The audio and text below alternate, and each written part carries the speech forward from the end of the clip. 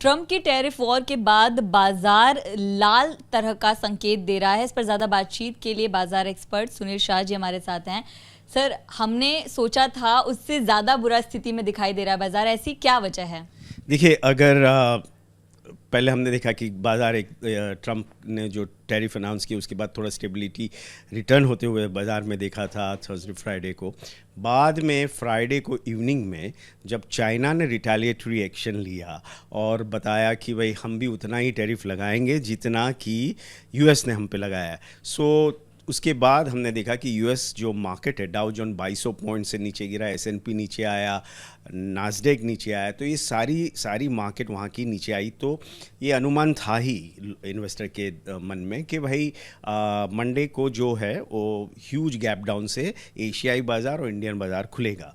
तो अब तो मैं ये भी वर्ड यूज़ कर सकता हूँ कि there is a blood bath, क्योंकि हमारा सेंसेक्स जो है 2900 से नेगेटिव से शुरू हुआ, फिर 2500 पे आया, 2700, बट ये तो वॉलेटिलिटी रहेगी, लेकिन ये स्टेबिलिटी अभी आने को वक्त लग जाएगा। क्यों कि पहले ऐसा माना जाता था कि कहीं ना कहीं इंडिविजुअल ट्रेड एग्रीमेंट होंगे या वो होगा, लेकिन अगर ये रिटेलिएटरी एक्शन दूसरे कंट्री भी लेने लगे, यानी कल को EU है या दूसरे भी, तो उसका इम्पैक्ट ओवरऑल ग्लोबल इकोनॉमी पे आएगा, स्लो डाउन देखने को मिलेगा, रीजनल स्लो डाउन देखने को मिलेगा, ऊपर से इन्फ्लेशनरी रहेगा, यानी वो सारी चीज़ें जो मार्केट को ग्रोथ के लिए अच्छी नहीं लगती वो होने की संभावना है, और उस वजह से मार्केट में नर्वसनेस है और there is a huge selling happening at the time.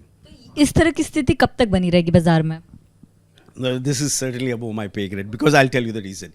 ये जियोपॉलिटिक्स और ग्लोबल ट्रेड एंड इकोनॉमी का मामला है जो कि कंट्री के दिग्गज सब लेते हाईएस्ट लेवल पे। तो जब भी ये जो कमेंटेटर आते हैं ऐसा हो जाएगा वो हो जाएगा, वो उनका अजम्पशन है, मैन्युफैक्चर्ड इन देयर माइंड, क्योंकि nobody knows how president of US will behave and what action he is going to take, और सामने चाइना है या EU है या रशिया है या और भी बड़े नेशन जो बड़ी इकोनॉमी जापान है, वो लोग क्या करने वाले हैं। तो जब तक वो आउटकम ठीक नहीं होता कि भाई ये मैक्रो लेवल के जो ट्रेड वॉर है वो अभी नहीं रहेगा, then again we are back to basic fundamentals. But जब तक ये ट्रेड वॉर एंड निवेशक को ये पता है कि अगर ट्रेड वॉर होता है तो उसमें विनर कोई भी नहीं होता है, हर आदमी लूज़र, हर कंट्री लूज़र रहेगा। तो भारत कैसी स्थिति में है? क्या भारत बाकी कंट्री से बेहतर कंडीशन में है?